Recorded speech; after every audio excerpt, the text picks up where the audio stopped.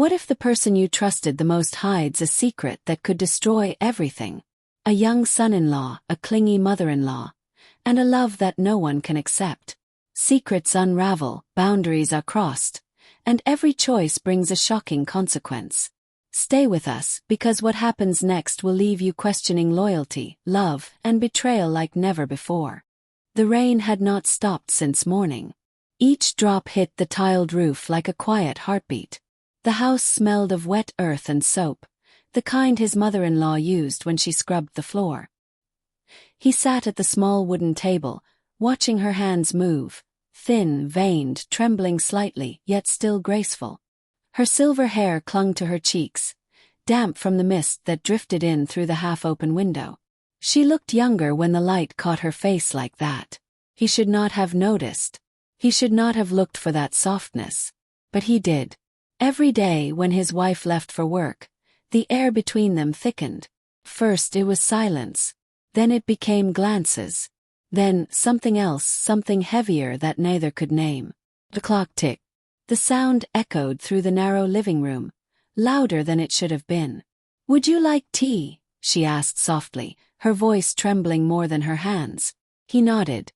The kettle hissed. Steam curled upward, carrying the faint scent of jasmine. He watched her fingers wrap around the handle, watched the muscles in her wrist move beneath thin skin. When she turned, their eyes met. Something flickered there, fear, longing, shame. He looked away. She placed the cup in front of him, her fingers brushing his for just a moment. It was not an accident. He felt his pulse jump. Outside, thunder rolled in the distance. The sky darkened. The room seemed smaller, the air heavier. He sipped the tea, but it burned. Still he drank. Her gaze did not leave him. There was something unspoken in it. Something that both of them had tried to bury. Then the door creaked. Footsteps echoed down the hallway. His wife. Back early. Her voice called out, bright and unsuspecting. He froze. His mother-in-law stepped closer, whispering, "Say nothing." Her breath brushed his ear. He could smell the faint sweetness of her perfume, the same scent that lingered in his wife's scarf. His throat went dry. His wife entered the room, smiling. Her eyes moved from him to her mother, then to the untouched second cup of tea. "Who is this for?" she asked. No one spoke. Lightning flashed outside, lighting their faces, the son-in-law pale, the mother-in-law trembling, the wife confused. The silence stretched until it snapped. The mother-in-law's hand reached for his shoulder, almost instinctively. His wife saw it. Her smile faded. The teacup slipped from her hand and shattered against the floor. The sound cut through the thunder. Steam rose between them. The smell of jasmine filled the air, sweet, thick, unbearable. The mother-in-law's voice broke the silence. "It is not what you think." But it was. It was exactly what she thought. The rain began again, harder this time, washing against the window like punishment. No one moved. The son-in-law felt the room spin, every sound amplified. The drip of water, the ticking clock, the ragged breath of two women standing on either side of him. He looked at his wife, then at her mother. And in that stillness, he understood what shame truly sounded like. Had no words, only silence, and the faint echo of a love that should never have existed. The wife turned away, her footsteps soft against the wet tiles. The mother-in-law's tears fell, one after another, into the broken pieces of the cup. He stood there, unable to speak, as the rain swallowed the sound of everything else. Then from the hallway came the sound of a door closing, slow, deliberate, final. And that was when the lights went out. Darkness filled the house. Only the scent of jasmine remained. He stood completely still.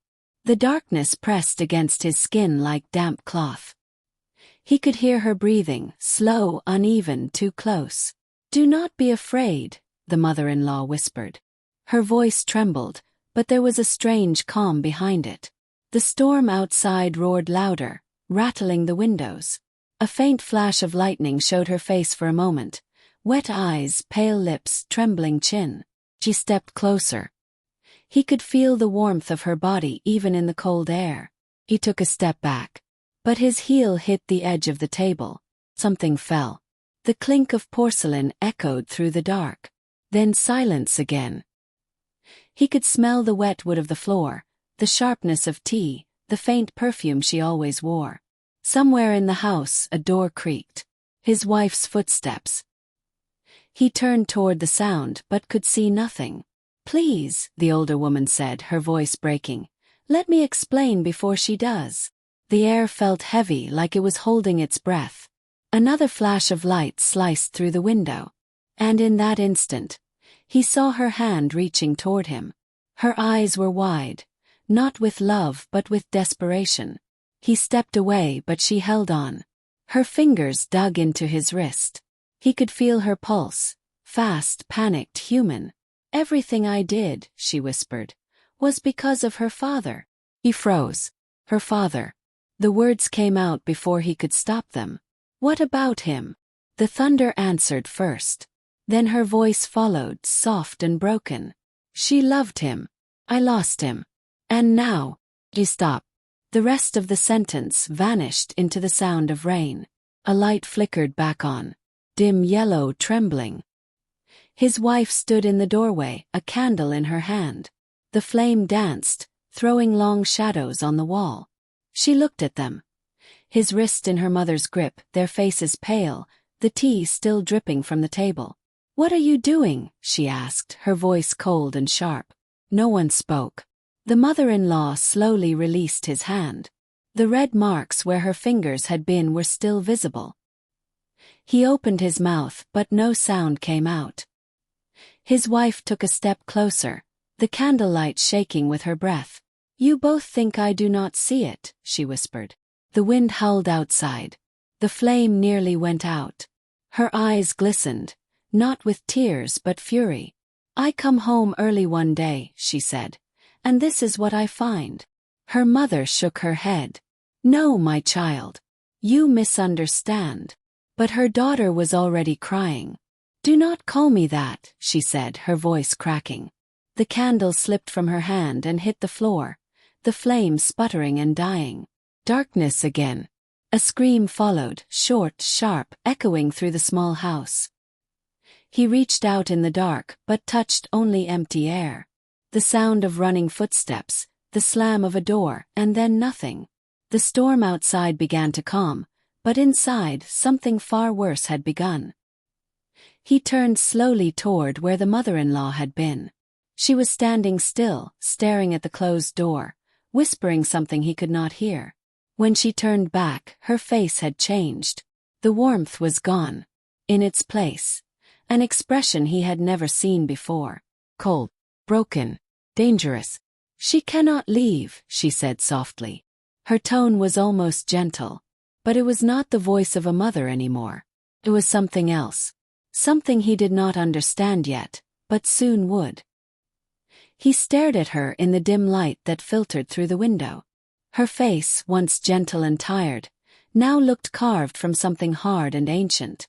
The storm had ended outside, but inside the house, the air still trembled. "She cannot leave," she repeated, her voice lower now, almost to herself. He felt a chill crawl up his back.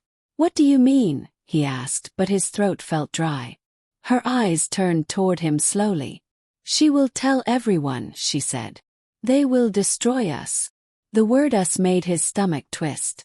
"There is no us," he whispered, though even he could hear how weak it sounded. Her lips trembled. "You say that," she said softly, "but you know it is not true." He took a step back. The wooden floor creaked under his feet. Outside, birds began to sing again, as if mocking the silence between them. He wanted to run, to burst through that door and find his wife. But something in the older woman's eyes rooted him to the floor. A mix of pain and something darker. She walked past him toward the kitchen, her bare feet silent on the tiles. He could hear the faint sound of a drawer opening. Metal clinked. "Please," he said, his voice shaking. "Do not do this." She stopped and turned halfway, the faint morning light catching the side of her face. Tears glimmered there, but so did resolve. I have lived with shame before, she whispered. I will not live with it again. His heart pounded. He moved closer, his voice rising. Where is she? No answer. He reached the hallway. The air smelled of rain and something else, faintly metallic. The sound of dripping echoed, though the roof had stopped leaking. He followed the sound, down the narrow corridor, where the family photos hung crooked on the wall. His wife's laughter smiled from the frames, frozen in sunlight. He touched one photo without meaning to, their wedding day. Her hand in his. Her mother behind them, smiling softly, almost sadly. The memory burned his skin now. At the end of the hallway, the bedroom door stood open. He pushed it slowly. The curtains fluttered in the breeze. The scent of jasmine perfume clung to everything. On the floor, something small and golden glinted, the fallen chain from his wife's neck. He picked it up. His fingers shook. She went out, the older woman's voice said from behind him. He turned sharply. She stood in the doorway, holding a kitchen knife loosely at her side. Her hand trembled, but her eyes did not. Put it down, he said quietly. She smiled faintly. Do you love her? She asked. He blinked. What? My daughter, she said. Do you love her? He took a slow breath. Yes, he said. I do. Her expression softened for a heartbeat, then hardened again. Then why did you look at me that way? She whispered. The knife caught a beam of sunlight, flashing white for a moment. He stepped back, his heel brushing against the doorframe. It was a mistake, he said. All of it. Her mouth curved into something that was not quite a smile. There are no mistakes, she said. Only what we choose to see. Her hand lifted the knife slightly, and the edge quivered in the light. He moved quickly, trying to grab her wrist, but she stepped away. The movement was clumsy, desperate. The knife clattered to the floor between them. For a moment neither moved. They stared at each other, both breathing hard. Then she broke down, falling to her knees, her hands covering her face. I did not want this, she sobbed. I just wanted to be seen again. Her words echoed against the bare walls. He knelt beside her, unsure why. The sound of her crying filled the house, soft and broken. He reached out, placing a hand on her shoulder. It felt cold, fragile, human. She looked up at him, eyes red and swollen. You will leave me too, she whispered. He said nothing. 'Cause she was right. He stood, glancing once more at the knife on the floor. Then he turned toward the door. The air outside was bright now, the sunlight cutting across the wet grass. But it felt unreal, too quiet. He stepped into the yard, the wet ground sucking at his shoes. There was no sign of his wife. Only the long trail of footprints leading down toward the small wooden gate. He followed them. Each step left a soft imprint in the mud, vanishing as the sun dried the earth. The sound of distant church bells drifted through the air. When he reached the gate, he saw the road stretching empty into the fields. He called her name. Only the echo of his own voice answered. Behind him the door creaked again. The older woman had followed him out. Her face was blank now, drained of all color. She looked at the horizon as if searching for something she knew was gone. I told her to go, she said softly. He turned. What? I told her to leave, she repeated, her eyes unfocused. Before she saw more. He stared at her, disbelief twisting into anger. You lied, he said. You made her think. She would have never believed the truth, she said, cutting him off. Would you? He took a step closer, fury and pity fighting inside him. What truth? He demanded. Her lips trembled. The truth about her father, she said quietly. And about you. His chest tightened. A strange dizziness flooded his mind. What are you talking about? Her eyes filled with tears again. You remind me of him, she whispered. Too much. The way you walk. The way you look at people. The same voice when you say my name. He froze. The words hung in the air like smoke. That is why I could not stop myself, she said. Because when I saw you, I saw him again. He stumbled back, his stomach turning. Stop, he said, shaking his head. But she kept speaking. He left us. He never came back. You brought him back to me. Her voice broke completely. And for that, I hate you as much as I. She did not finish. She fell silent, her hands covering her mouth as if the words themselves had cut her. He turned away, feeling sick. The world around him blurred, the sun, the grass, the faint hum of insects. He could barely breathe. Inside the house, the phone began to ring. Once. A sound too ordinary for a moment, so unreal. Neither moved. The ringing stopped, then started again. He walked back slowly, his body heavy, his heart pounding. When he picked up the receiver, the voice on the other end was trembling. It was his wife. I am at the station, she said. Do not look for me. He tried to speak, but the words caught in his throat. She continued, her tone colder now. Mother told me everything. He closed his eyes. The silence between them felt like the edge of a cliff. I do not know what to believe anymore, she said. I just know I cannot stay. The line went dead. The sound of the click echoed through the empty kitchen. He stood there, holding the receiver, until the dial tone dissolved into static. When he turned, the older woman was standing in the doorway again. Her hands were shaking. She will come back, she said weakly. He stared at her. No, he said. She will not. She took a step forward, but he stepped away. Something inside him broke then, a quiet, final crack.